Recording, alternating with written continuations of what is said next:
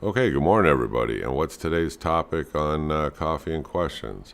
Well, we're going to talk about a couple of more simple ways that you can make bending tools, and you can have them in your cart or nearby when you want to make bends in certain types of metal. Now, it's not going to work on super thick metal, but on things about 1/8 of an inch, give or take, these things will work fine. They're homemade. You can make them out of scrap.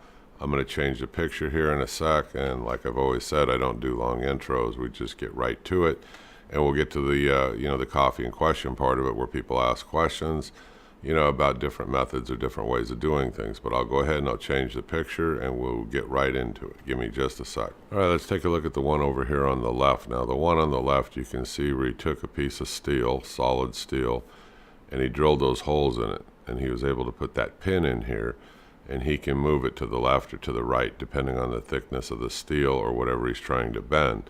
They use an old socket, and he put it on the end, put a bolt through it, it looks like, and he welded it to that piece of steel, or he fastened down that socket.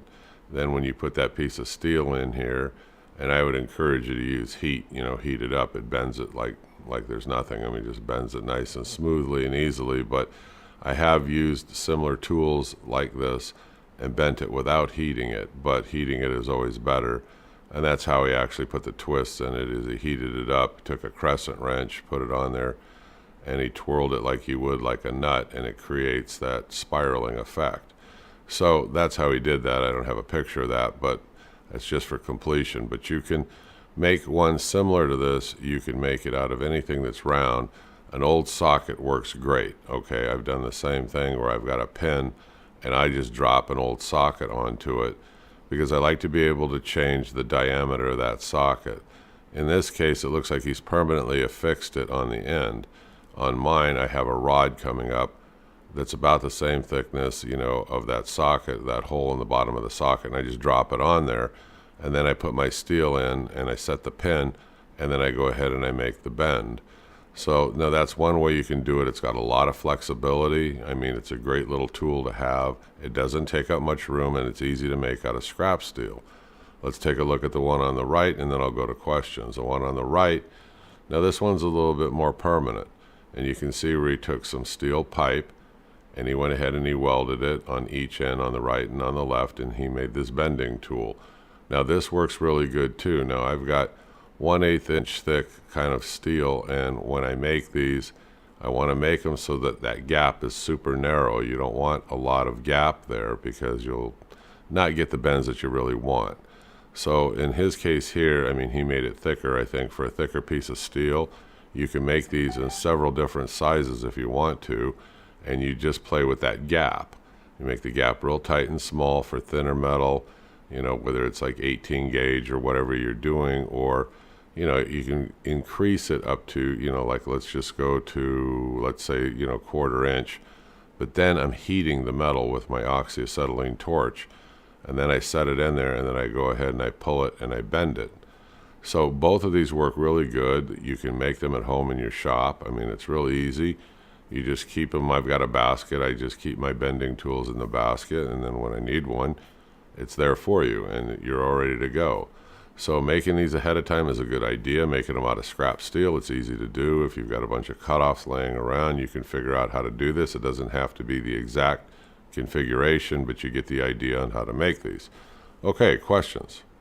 Do I use a hand drill to drill the holes, or do I use a drill press? Most of the time I use a drill press. You can do these with a hand drill. Just take your time on what you're doing. But yeah, there's no reason why you couldn't, on the one on the left, drill those holes. I mean, that pin goes into with a hand drill. You could do it that way, sure.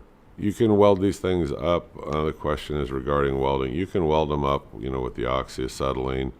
I have a MIG welder, and I have an oxyacetylene torch set up.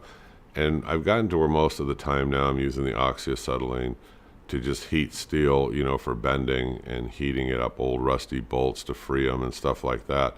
And I've kind of gotten away from a lot of the welding. I mean, but there's nothing wrong with oxyacetylene welding. I mean, if that's what you have, I would encourage you to go ahead and do it. You can still make these tools that way, but I just happen to use a MIG welder more often than anything.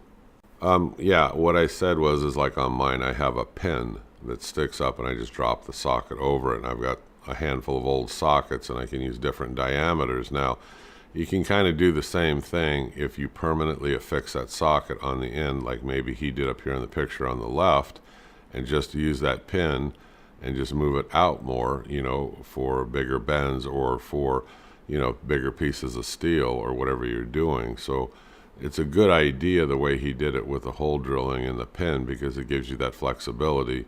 The other way is like the way I told you I do it. It gives me the flexibility also, but it's whatever you want to do here and whatever you think works. And if it doesn't seem to be working right for you, you can always convert back over to, my way or his way. You're asking about other bending tools. I would tell you I've done 3 previous videos. I mean, just look back through what I've done, and I've shown you like multiple examples of different ways that you can create from scrap steel, bending tools. And you can have them, like I said, at home in your garage. The easiest thing is to make them out of scrap steel. You're going to throw the steel away anyway, and just keep them around. You'll use them from time to time. I'm not in production or anything, but every once in a while I'll go, shoot, I wish I could bend this like a certain way. And then I look down, and one of the bending tools that I've made in the past out of scrap, I have it there. I just pull it up. All of them go into my vise in one way or another, and you'll see in the previous videos where I've made different platforms and did different things out of scrap steel, but they all go into the vise, they secure down. What's nice is I open the vise and I put them back in the box when I'm done, and they don't take up any space or any room. Okay, that was it. I'm not going to go through a lot more here. There's not really any more questions, but I'm the Home Handyman. This is another video, just your quick tip of the day. You might have some scrap. Don't throw it out. Play around with it.